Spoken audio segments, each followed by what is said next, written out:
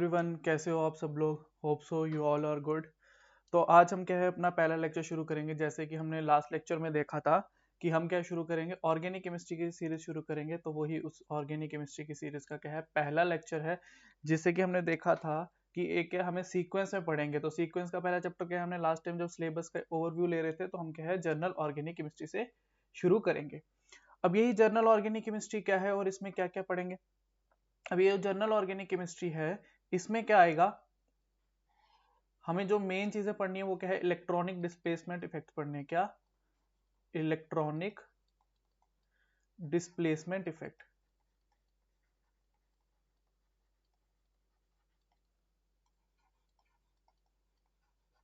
ठीक है, electronic displacement effect पढ़ने हैं। और क्या पढ़ना है जर्नल ऑर्गेनिक केमिस्ट्री में, जो जर्नल ऑर्गेनिक केमिस्ट्री की क्या है एप्लीकेशंस पढ़नी है। इसकी हमें एप्लीकेशंस पढ़नी है कि ये आगे हमें काम कहाँ कहाँ पे आएगी।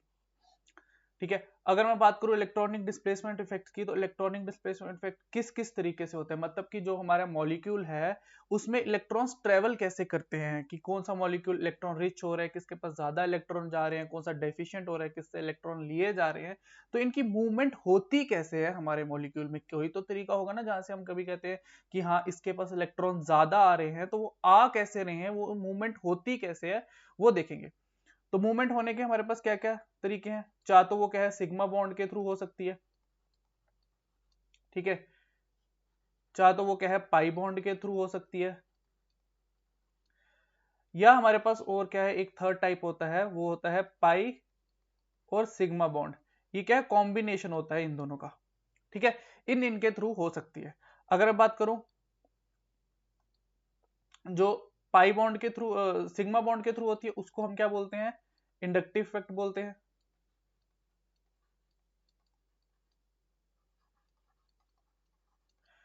और जो पाई बॉन्ड के थ्रू होती है उसको हम क्या बोलते हैं, रेजोनेंस बोलते हैं। और जो सिग्मा बॉन्ड के थ्रू होती है पाई और सिग्मा बॉन्ड का जो कॉम्बिनेशन होता है उसको हम क्या बोलते हैं, हाइपर कॉन्जुगेशन। ठीक है, इन सबको क्या है डिटेल में पढ़ेंगे, एक एक करके सबको क्या है हम डिटेल में पढ़ेंगे।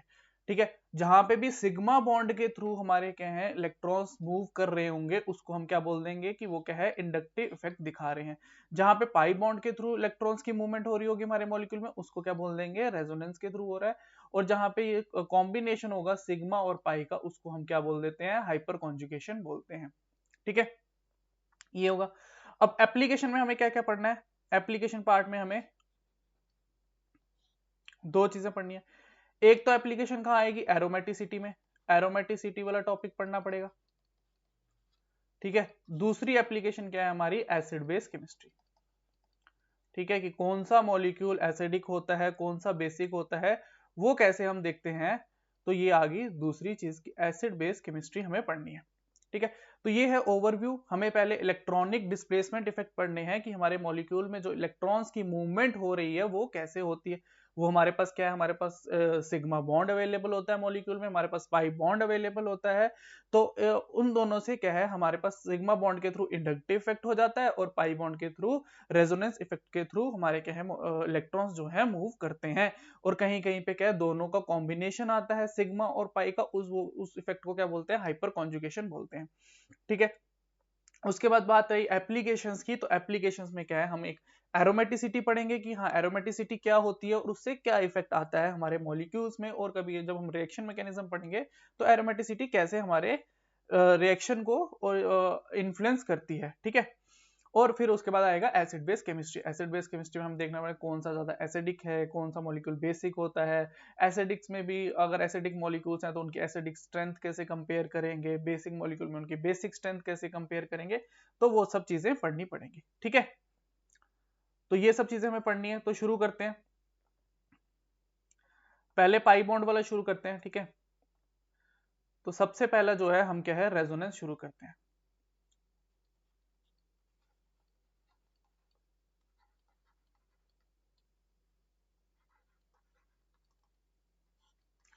अब रेजोनेंस पढ़ने से पहले पहले कुछ बात, रेजोनेंस को क्या है हम कभी कभी मीजोमेरिक इफेक्ट भी बोल देते हैं। ठीक है, बहुत बार हम इसको क्या है मीजोमेरिक इफेक्ट ही बात बोलेंगे। ठीक है, तो ये भी याद रखना रेजोनेंस ही क्या है हमारा मीजोमेरिक इफेक्ट है। अब रेजोनेंस शुरू करने से पहले कुछ बातें रेजोनेंस को लेकर कि ये इंपॉर्टेंट क्यों है हमारे लिए, वाई इट इज इंपॉर्टेंट। पहली बात तो ये कि अगर हम पढ़ रहे हैं तो हमें पता होना चाहिए ना यार क्यों पढ़ रहे हैं, इसकी इंपॉर्टेंस क्या आएगी। ठीक है, why it is important. Second बात करूं कि ये होती कहां है, हाउ इट हैपन्स। ठीक है, ये होती कैसे है। और थर्ड बात कि ये होती किधर है।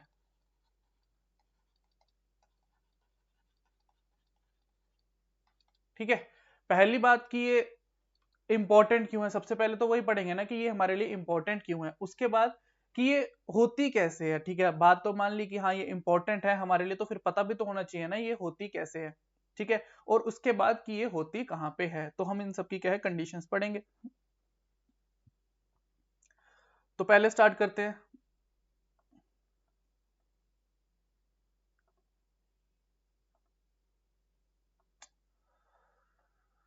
ये मूव क्यों नहीं कर रहा।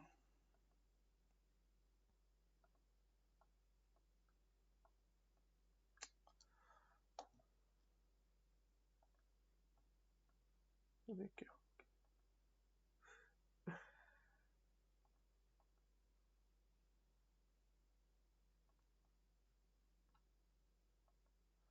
पता नहीं क्या हो जाता है इसको बीच बीच में, कोई नहीं, सीख रहे हैं, आस्ता आस्ता हो जाएगा सब कुछ।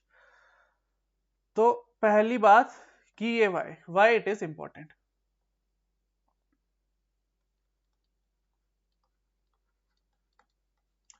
अब ये इंपॉर्टेंट क्यों है, आपने कई बार देखा होगा कि हमने जैसे फिनोल लिया एक,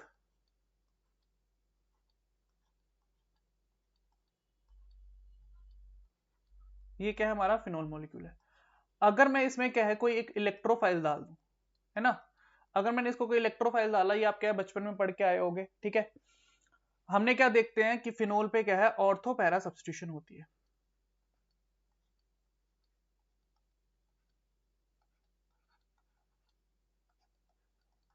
इलेक्ट्रोफाइल ऑर्थो पे लग गया और क्या है एक पैरा पे लग जाता है, हम क्या कहते हैं इसकी क्या है ऑर्थो पैरा सब्स्टिट्यूशन होती है। अब ये ऑर्थो पैरा सब्स्टिट्यूशन होती क्यों है। ठीक है, कुछ और भी तो हो सकता था ना इस रिएक्शन में, पर्टिकुलरली यही सेम रिएक्शन क्यों होती है। अब ये क्यों होती है, इसको अगर हम देखें, हमने क्या देखा, अगर रेजोनेंस को हम देखें, हम पहले भी हम आप बचपन में पढ़ के आए होंगे 11th-12th क्लास में कि रेजोनेंस होती कैसे है, कि हम क्यों कह रहे हैं यहीं पे अटैक करेगा। अब यहाँ पे जो लोन पेयर होते हैं ये क्या यहाँ पे मूव करते हैं। ठीक है, ये ऐसे यहाँ पे जाता है, तो क्या बनेगा हमारा नेक्स्ट स्ट्रक्चर, यहाँ पे नेगेटिव चार्ज आ जाएगा, यहाँ पे क्या आ जाएगी डबल बॉन्ड आ जाएगी, और यहाँ पे क्या आ जाएगा एच आ जाएगा। ठीक है, तो ऐसे ही होता है। नेक्स्ट टाइम क्या होगा, ये यहाँ पे मूव करेगा, यहाँ पे ये नेगेटिव चार्ज आएगा, ये क्या हो रही है रेजोनेंस हो रही है, डीलोकलाइजेशन, हमारे क्या है पाई इलेक्ट्रॉन्स क्या है डीलोकलाइज हो रहे हैं। यहाँ पे नेगेटिव आया, यहाँ पे डबल बॉन्ड बन गई, यहाँ पे क्या है ओ है, और ये क्या है एच है, ये तो पॉजिटिव है ही है। ठीक है, फिर दोबारा क्या होगा, ये यहाँ पे जाएगा, ये यहाँ से यहाँ पे आएगा, यहाँ इस ऑर्थो पोजीशन पे,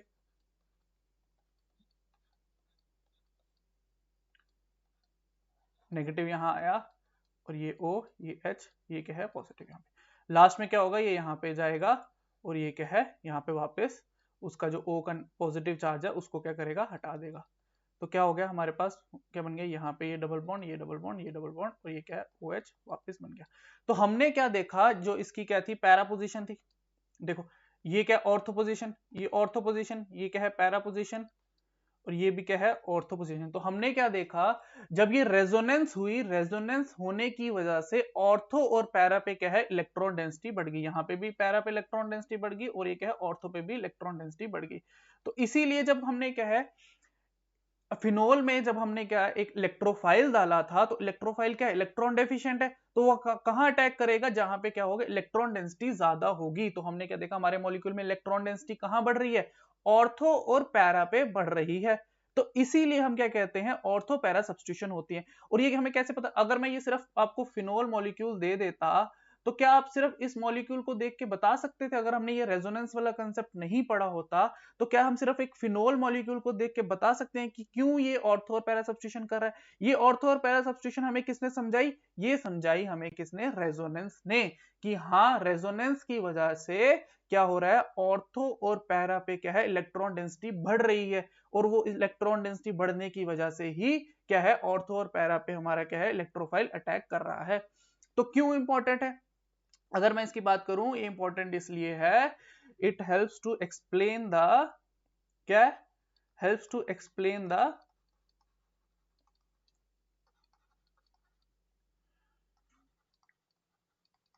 chemical properties of a molecule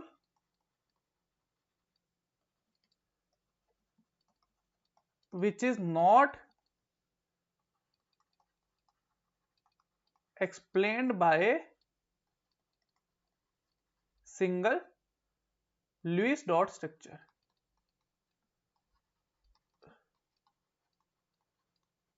जो एक सिंगल लुईस डॉट स्ट्रक्चर हमें नहीं बता सकता, उन सब चीजों को बताने के लिए इसने क्या है, हमें रेजोनेंस ने हेल्प की। क्योंकि अगर मैं यहां देखता क्या है, एक रेजोनेंस, अगर ये सिर्फ एक लुईस डॉट स्ट्रक्चर से मैं बोलता ऑर्थो पैरा सब्स्टिट्यूशन क्यों हो रही है, तो हम क्या है नहीं बता सकते थे। तो ये रेजोनेंस ने हमें हेल्प की कि बाकी इसकी जो प्रॉपर्टीज है मॉलिक्यूल्स की वो कैसे हो रही है। तो हमें क्या है, रेजोनेंस हेल्प करता है केमिकल प्रॉपर्टीज समझाने की मॉलिक्यूल्स की, जो कि एक सिंगल स्ट्रक्चर से हम पॉसिबल नहीं है। ठीक है,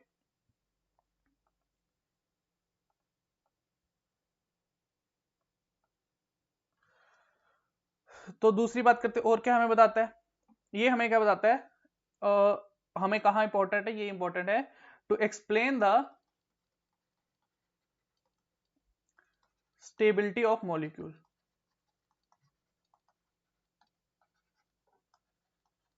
ये हम पढ़ के आए होंगे जब आपने रेजोनेंस पढ़ी होगी 11th-12th में, कि रेजोनेंस से क्या होता है, हमारे मॉलिक्यूल की क्या है, एनर्जी घट जाती है। तो एनर्जी घटने की वजह से क्या है, जिस भी मॉलिक्यूल की एनर्जी कम होगी वो क्या होगा, स्टेबल होगा। तो ये क्या है, हमें स्टेबिलिटी भी एक्सप्लेन करता है। तो कैसे स्टेबिलिटी एक्सप्लेन करता है, अगर मैं आपको कुछ मॉलिक्यूल दे दूं, ठीक है, ये एक मैंने मॉलिक्यूल दिया, ठीक है, ये एक मॉलिक्यूल है, ये दोनों क्या है, इसके आइसोमर ही है, बस क्या है, डबल बॉन्ड की पोजीशन मैंने क्या है चेंज की है। अगर मैंने ये पॉजिटिव लगा दिया यहाँ पे, और एक मैंने ये यहाँ पे पॉजिटिव लगा दिया, कार्बोकैटायन बना दिया।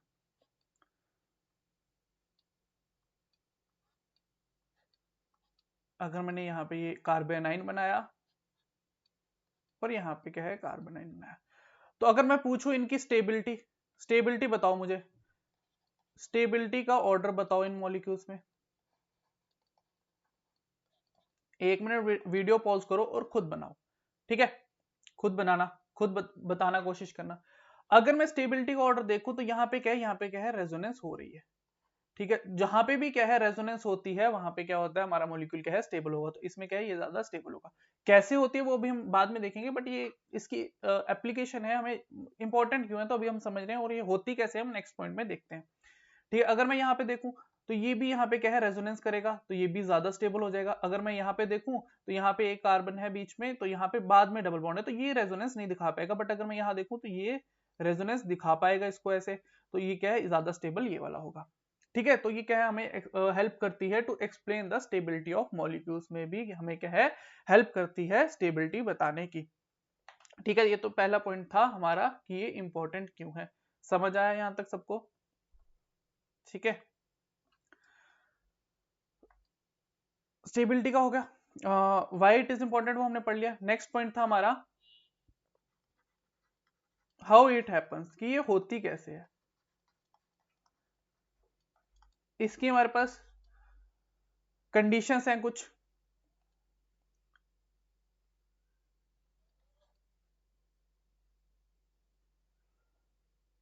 अगर मैं फर्स्ट कंडीशन की बात करूं तो क्या है, there must be pure P orbital, pure P orbital होना चाहिए हमारे पास। अब प्योर पी ऑर्बिटल क्यों होना चाहिए? क्योंकि जो हमारी पाई बॉन्ड की फॉर्मेशन है वो क्या है, प्योर पी ऑर्बिटल से ही होती है। ठीक है, तो हमारे पास क्या है, प्योर पी ऑर्बिटल होना चाहिए। दूसरी बात हमारे पास क्या होना चाहिए, दे मस्ट बी एडजेसेंट। जो पी ऑर्बिटल्स हैं वो भी क्या होने चाहिए, एडजेसेंट होने चाहिए। एडजेसेंट मतलब ये अगर मान लो हमारे पास ये पहला कार्बन है, ये दूसरा कार्बन है, ये तीसरा कार्बन है और ये क्या है, चौथा कार्बन है, तो ये इसके क्या रहे, पी ऑर्बिटल।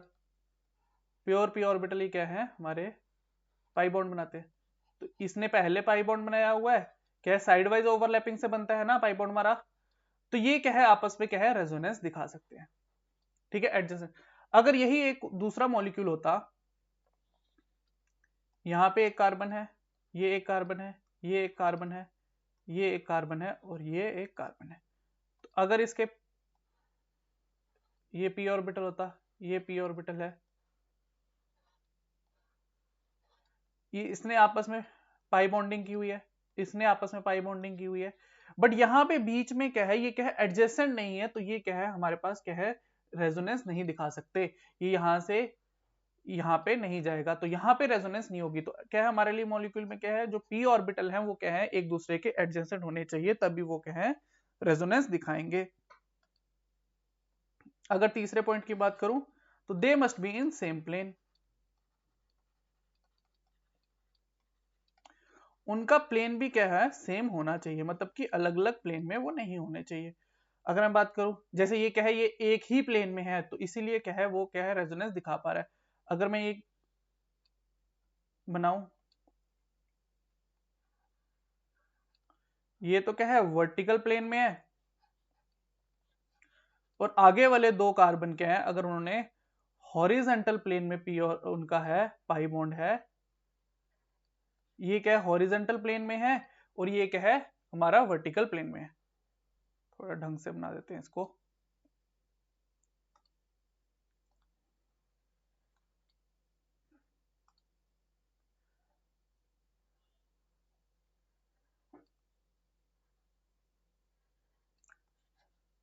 तो इनका क्या है, प्लेन ही अलग अलग है, तो यहां पे भी क्या है, हमारे पास रेजोनेंस नहीं हो पाएगी। क्या है, यहाँ पे भी हमारे पास रेजोनेंस नहीं हो पाएगी। तो ये क्या है, हमारी कंडीशंस है रेजोनेंस होने के, कि हमारे पास क्या है, प्योर पी ऑर्बिटल होना चाहिए, वो क्या है, एडजेसेंट होने चाहिए, और क्या है, सेम प्लेन में होने चाहिए। ठीक है, ये हमारा सेकंड पॉइंट था रेजोनेंस को लेके। अगर मैं इसकी थर्ड पॉइंट की बात करूं, थर्ड पॉइंट हमने क्या पढ़ा था, क्या देखा था, थर्ड पॉइंट बताओ। अब हमें देखना है कि ये होती कहां पे है, वेयर इट हैपन्स। तो वेयर इट हैपन्स में पहला क्या है, लोन पेयर पाई रेजोनेंस। लोन पेयर और क्या है, पाई रेजोनेंस होती है, मतलब अगर लोन पेयर है और क्या है, पाई बॉन्ड है, तो वो भी क्या है, रेजोनेंस दिखाएगा। ठीक है, मतलब कि लोन पेयर और पाई बॉन्ड की क्या है, रेजोनेंस होती है। ठीक है, लोन पेयर पाई रेजोनेंस होती है। कैसे होती है, अगर ये मैंने एक मॉलिक्यूल रखा, यहां पे मैंने कोई लोन पेयर वाला एटम लगा दिया, तो ये क्या करेगा, ये जो लोन पेयर है इसका, ये क्या है, रेजोनेंस दिखा सकता है। ये यहां पे जाएगा और ये यहां पे जाएगा, तो क्या बना देगा ये, C double bond C, oh sorry, तो बराबर सेम ही बना दिया मैंने,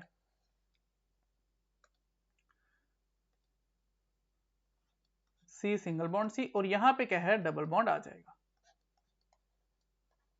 यहाँ पे क्या है, ये पॉजिटिव चार्ज आ जाएगा, और यहाँ पे क्या है, नेगेटिव चार्ज आ जाएगा। तो यहां से क्या हो रहा है, रेजोनेंस हो रही है, मतलब कि हमारे जो है इलेक्ट्रॉन्स जो है वो डीलोकलाइज हो रहे हैं, और जब भी हमारे क्या है, लोन पेयर या कोई भी इलेक्ट्रॉन जब भी हमारे पाई बॉन्डिंग में जाएंगे, तो वो क्या है, पाई क्या है, पाई इलेक्ट्रॉन में काउंट होंगे। ठीक है, क्या हुआ यहाँ पे,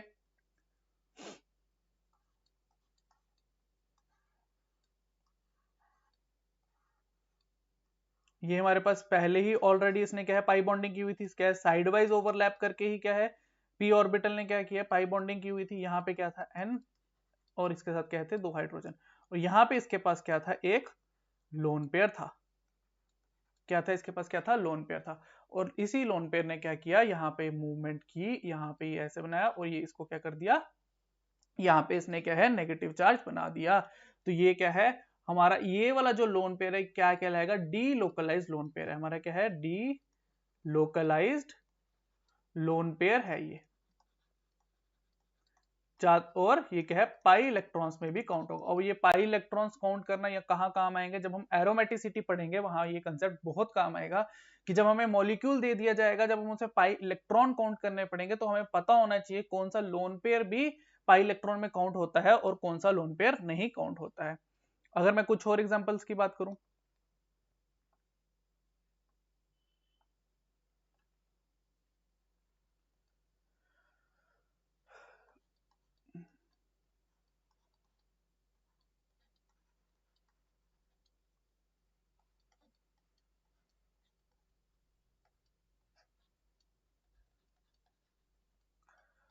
पॉज करो वीडियो और खुद देखो कि इन दोनों में से कौन सा वाला पाई इलेक्ट्रॉन में डीलोकलाइज होगा और पाई इलेक्ट्रॉन में काउंट होगा या नहीं होगा। देखो, पॉज करो वीडियो और देखो। किया आप सबने क्वेश्चन? तो इसमें जो हमारा लोन पेयर है ये क्या है? रेजोनेंस दिखाएगा। रेजोनेंस दिखा के यहां जा सकता है। क्या ये वाला लोन पेयर रेजोनेंस दिखा सकता है? क्योंकि यहाँ पे तो कोई प्योर पी ऑर्बिटल है ही नहीं। अगर प्योर पी ऑर्बिटल नहीं है तो क्या होगा, ये क्या है रेजोनेंस नहीं दिखा पाएगा। क्यों नहीं दिखा पाएगा? क्योंकि हमने पहले ही कंडीशन में पढ़ा था कि वहां पे क्या होना चाहिए, प्योर पी ऑर्बिटल होना चाहिए। रेजोनेंस के लिए क्या है, प्योर पी ऑर्बिटल होना चाहिए और वो क्या है उसके एडजेसेंट होना चाहिए। यहाँ पे प्योर पी ऑर्बिटल है क्योंकि प्योर पी ऑर्बिटल ही क्या है हमारे पाई बॉन्ड बनाते हैं। तो अगर मैं इसकी बात करूं, ये वाला लोन पेयर क्या हो जाएगा, डी लोकलाइज्ड है। मतलब ये क्या है, घूम रहा है अपनी जगह, एक जगह लोकलाइज नहीं है। और ये वाला क्या है, लोकलाइज्ड है। ये क्या है, यहाँ पे ही रहेगा। ठीक है, ये क्या है, यहाँ पे ही रहेगा। अगर मैं पाई इलेक्ट्रॉन्स की बात करूं, यहाँ पे कितने पाई इलेक्ट्रॉन्स हो जाएंगे, दो तो ये वाले और दो ये वाले, क्योंकि ये भी क्या है घूम के यहाँ पे पाई बॉन्ड बनाएंगे। तो ये भी क्या है पाई बॉन्ड, पाई इलेक्ट्रॉन्स में वो क्या है काउंट किए जाएंगे। तो पाई इलेक्ट्रॉन्स की बात करूं तो यहाँ पे 4 पाई इलेक्ट्रॉन्स हो जाएंगे। और यहाँ अगर मैं पाई इलेक्ट्रॉन्स की बात करूं इस मॉलिक्यूल में, तो इसमें क्या है 2 पाई इलेक्ट्रॉन रहेंगे। ठीक है, कितने रहेंगे, 2 पाई इलेक्ट्रॉन रहेंगे। अगर मैं एक और एग्जांपल की बात करूं,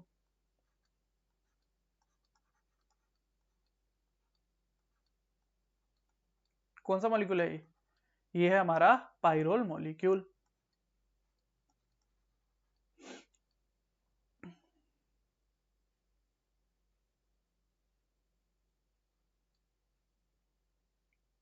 इसको हम ऐसे ले लेते हैं, थोड़ा पाइरोल को बाद में करेंगे।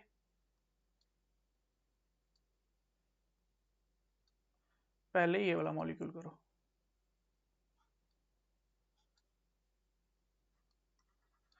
चलो पॉज करो वीडियो और बताओ इन दोनों में कौन सा वाला लोन पेयर जो है रेजोनेंस दिखाएगा और कौन सा वाला नहीं दिखाएगा। ये है हमारे पास लोन पेयर और यहाँ पे ये है हमारे पास लोन पेयर। बताओ। अगर मैं ये देखूं, क्या इस लोन पेयर के साथ में कोई प्योर पी ऑर्बिटल है? इसमें तो कोई प्योर पी ऑर्बिटल नहीं। बट अगर मैं यहाँ देखूं तो यहाँ पे प्योर पी ऑर्बिटल है और ये वाला क्या है रेजोनेंस दिखा सकता है। थोड़ा सा इसको अच्छे से बनाते हैं।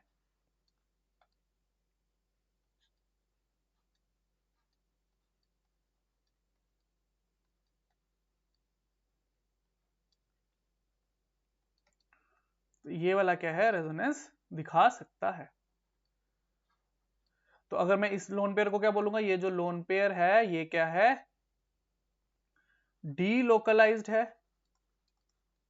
ठीक है, और ये वाला लोन पेयर क्या है, ये वाला लोन पेयर क्या है हमारा लोकलाइज्ड है। ठीक है, ये लोन पेयर क्या है हमारा लोकलाइज्ड लोन पेयर है। ठीक है, तो अगर इसमें मैं पाई इलेक्ट्रॉन्स की बात करूं तो इसमें पाई इलेक्ट्रॉन्स कितने हो जाएंगे, 2 हो जाएंगे। और इसमें अगर मैं पाई इलेक्ट्रॉन्स की बात करूं तो कितने हो जाएंगे, 4 हो जाएंगे। ठीक है, समझ आया? समझ आया कैसे देखेंगे कि पाई इलेक्ट्रॉन है कि नहीं है, वो पाई इलेक्ट्रॉन में काउंट हो रहा है कि नहीं हो रहा है। ये जो है ये बहुत काम आएगा आपके, कहाँ पे, जब आप एरोमेटिसिटी पढ़ोगे। तो जब हम एरोमेटिसिटी में क्या है, मेनली हम क्या पाई इलेक्ट्रॉन्स ही काउंट करते हैं, तो वहां पे ये बहुत काम आएगा। तो अगर ये क्वेश्चन है समझ आ रहे तो खुद बताना।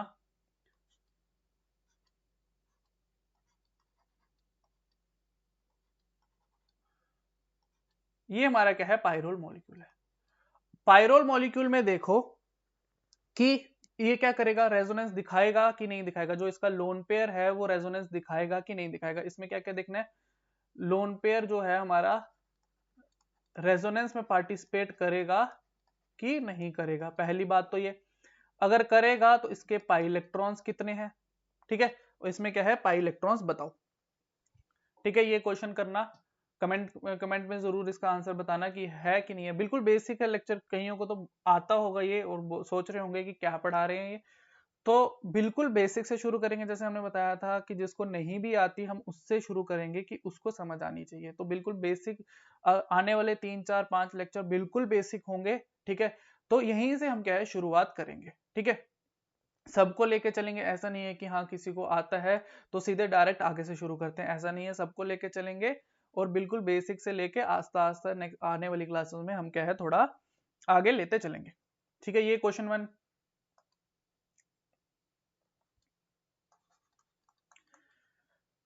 और ये, हाँ इसमें ये भी बताना है कि जो लोन पेयर है वो लोकलाइज्ड है या डीलोकलाइज्ड है।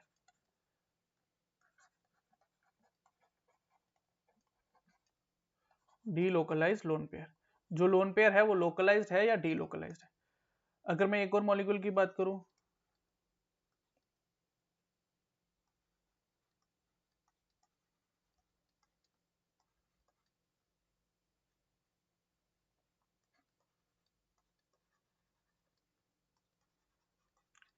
ये एक मॉलिक्यूल है मेरे पास, तो इस मॉलिक्यूल में भी यही सेम चीज देखनी है जो ऊपर वाले में देखनी है, ठीक है। जो क्वेश्चन 1 में देखना है वही क्वेश्चन 2 में देखना है। तो इन तीनों चीजों का इसमें भी यही 3 चीज बतानी है कि लोन पेयर रेजोनेंस में अगर इस क्या ये कोई रेजोनेंस दिखाएगा कि नहीं दिखाएगा।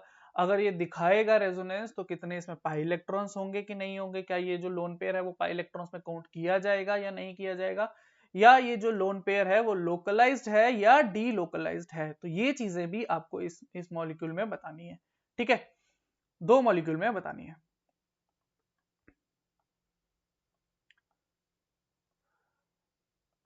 इसके बाद जो आता है, ठीक है, इसके बाद नेक्स्ट चीज आती है, इसका इफेक्ट क्या होता है, इफेक्ट ऑफ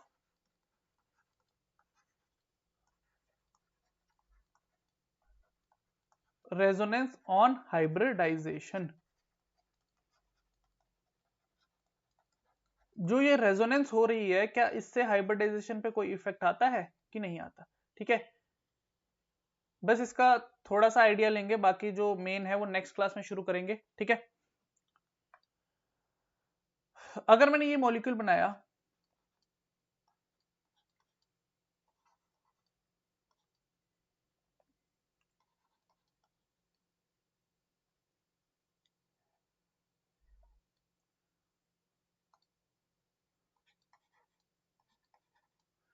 और मैंने एक ये मॉलिक्यूल बनाया,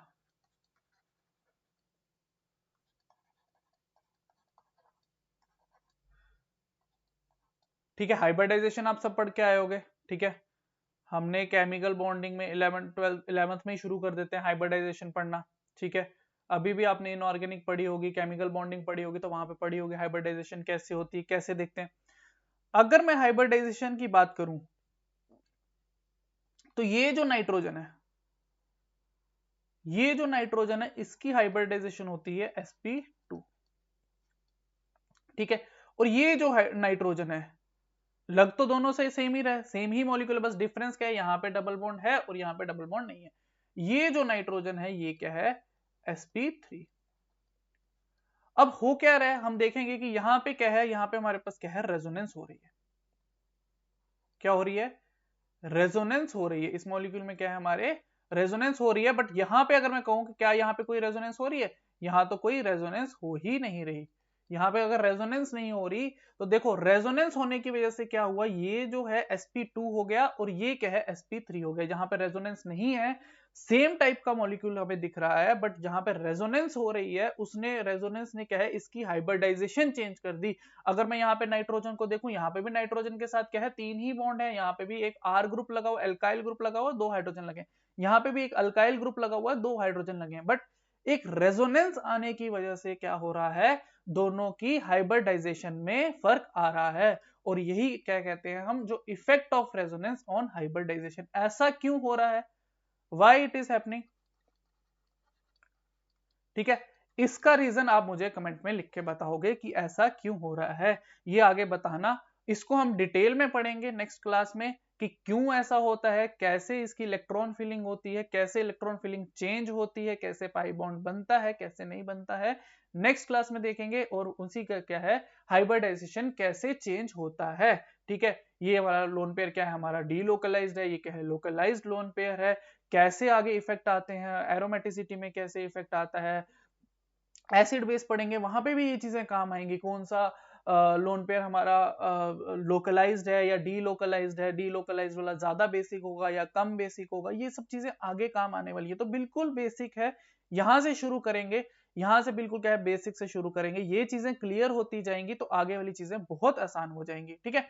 तो इसका मुझे क्या है, आप क्या है, नेक्स्ट लेक्चर में या नीचे कमेंट करके बता देना कि इसका रीजन क्या होता है, ऐसा क्यों होता है। और जो पीछे 2 क्वेश्चन दिए थे उनका आंसर भी जरूर करना, ठीक है, ठीक है। ऐसे इसका आंसर भी करना, ठीक है। इसके भी तीनों चीजें बताना, इस मॉलिक्यूल में भी तीनों चीजें बताना। और ये जो हमने इफेक्ट ऑफ रेजोनेंस पढ़ा है कि ऐसा क्यों होता है, जब हम क्या है, रेजोनेंस की वजह से हाइब्रिडाइजेशन क्यों चेंज होती है किसी एटम की, ठीक है।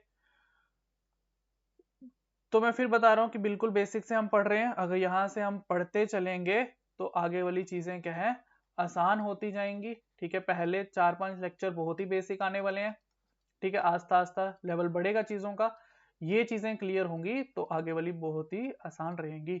So thank you so much ये वाली वीडियो देखने के लिए। तो मिलते हैं नेक्स्ट वीडियो में, आगे कंटिन्यू करेंगे इसी टॉपिक को, ठीक है। तब तक के लिए bye bye, take care, see you.